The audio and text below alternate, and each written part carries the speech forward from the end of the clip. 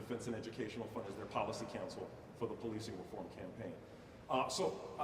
You know, it's been like about a year now we've been working on this, and I want to say I'm so proud of everybody who's been contributing to this effort because, like I said, it's going to be a long haul.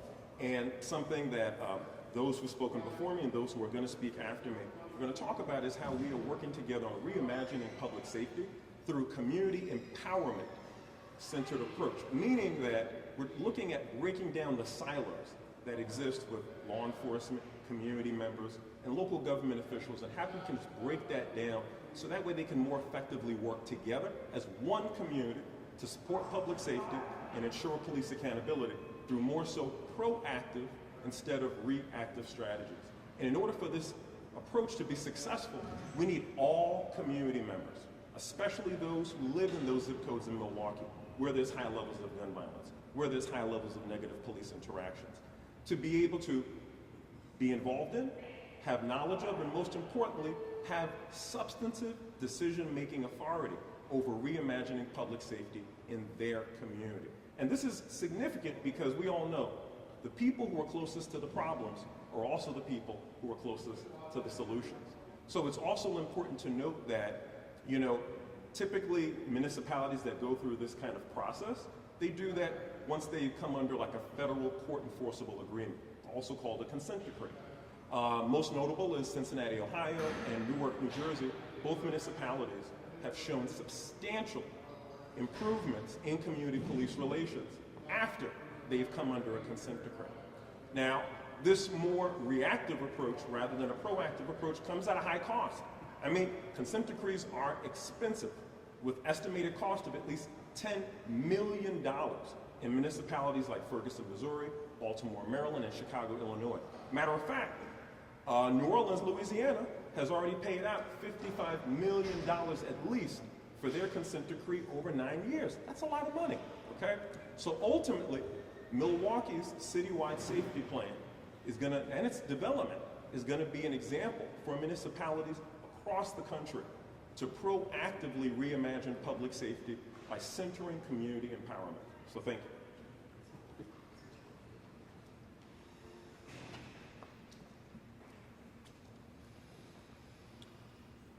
Good afternoon, everyone. My name is Leon Todd, and I am the Executive Director of the Milwaukee Fire and Police Commission. We have collectively been through so much over the past year. The challenges before us are clear, and we have clarified our focus on both safety and justice through an equity lens. The FPC and the Milwaukee Police Department have made meaningful changes that have and will continue to produce positive outcomes in policing in the city of Milwaukee. But we know that sustainable change must be informed by those who are most significantly impacted. Community engagement is indispensable to building public trust and increasing public safety. The Fire and Police Commission is committed to the development of an inclusive community safety plan through a process in which residents can share their personal experiences and their ideas for making Milwaukee a safer place to live. We have a long way to go in this process, but I'm reminded of the same African proverb that Fred Royal mentioned today, which says, if you want to go fast, go alone. If you want to go far, go together. Thank you.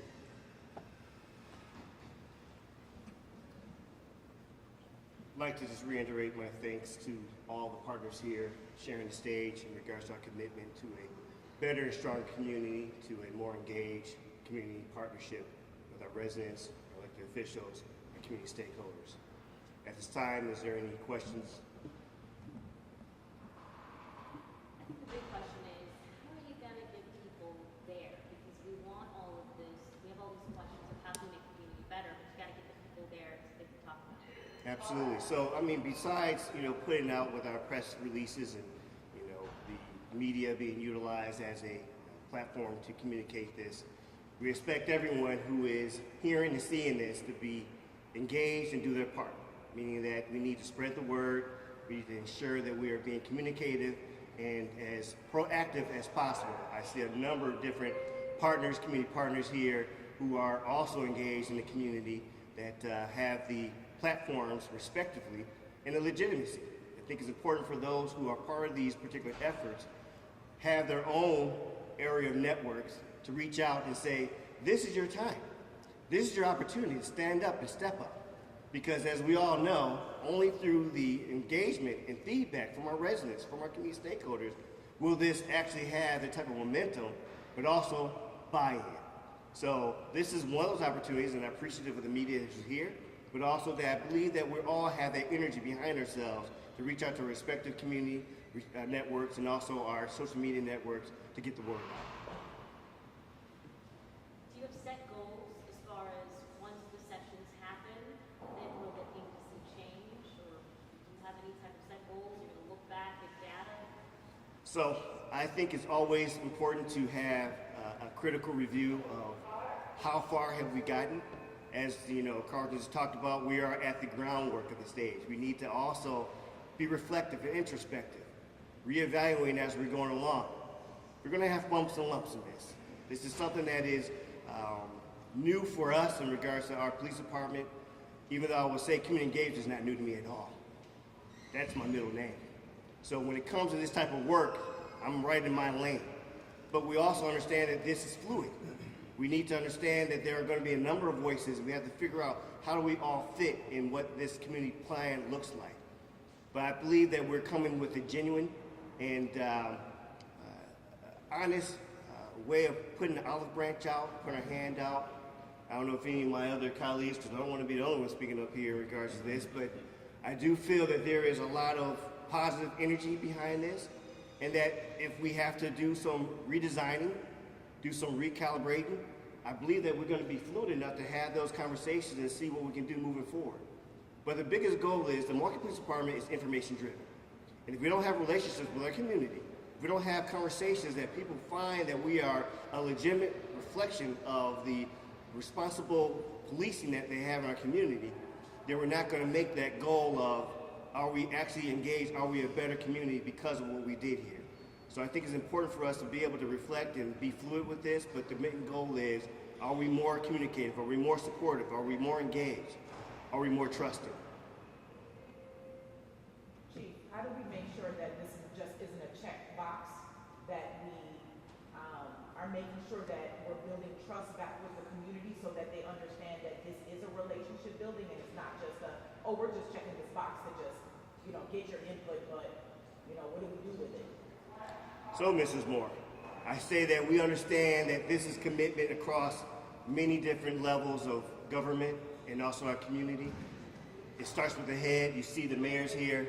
You see leaders of respective parts of our government, the Executive Director of Fire Police Commission. You see my own staff who's been part of this.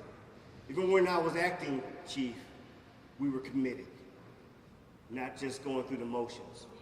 But I also say, look at our actions. You see us out there, whether it's Juneteenth or Heal the Hood, whether it's a event on the south side or the north side. We are there because we understand the responsibility, commitment to be there.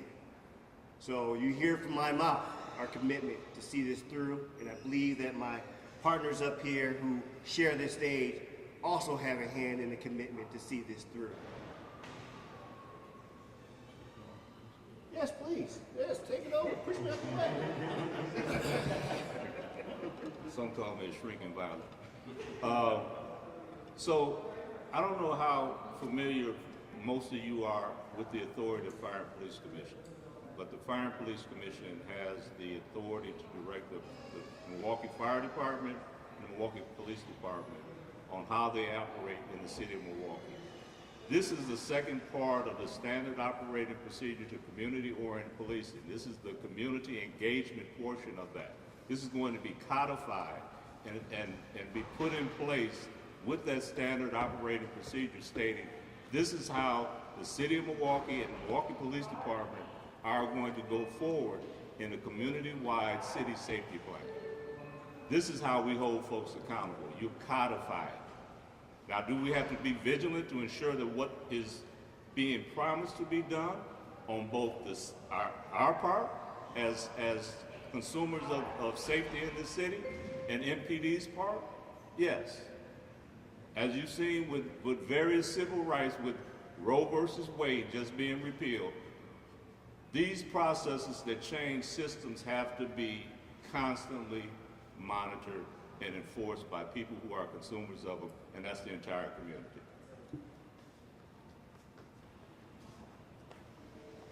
I guess lastly, to close it out and put a finer point on it, I said it here, the chief said it here, and I'll say it again as well, is that public safety is something that needs to have everyone at the table. Everybody has got to be in the game. You cannot just put it all on police. You cannot put it all on elected officials, right? We can't be on everybody's block at all times. You are there. You are the eyes, you are the ears. You know, when you raise your voice and get that information to, you know, the authorities, that puts us in a better position to make the neighborhoods safer. But it's all working in tandem. It's all working collaboratively together. So we don't intend for this to be just a check box. We really intend for this to be a collaborative approach. And this is as the chief mentioned, this is the time. This is the opportunity. This is the chance. Above and beyond, you know, the regular crime and safety meetings that the police department holds every single month in every single police district, for folks who are concerned about public safety to raise their voices about the issues that we have around that topic in our community. So we want folks to be engaged. We really, really do. And it's my hope, it's my desire that the folks on the other sides of these cameras will take heed to that and actually come to these and actually be engaged and offer ideas and solutions so that we can improve public safety for everybody in this city. You know, this is a big quality of life issue for people who live in Milwaukee, is the issue around public safety, right? And if we want to grow the city, if we want to attract additional jobs and development and make this a place where our kids and some folks' grandkids will decide to stay in, then it has to be a place that is safe. It has to be a place where they feel like they can lay down some roots. And a key element in that is public safety, right? And so we want everybody to be engaged for that and so many other reasons. So please check out the QR code. Please make sure that you scan the QR code. Please make sure that you're up to date, that you're involved in the aldermanic district that you live in, the one that's nearest to you, so that you can have your voices heard as it relates to this initiative to improve public safety in Milwaukee. All right? All right, thank you.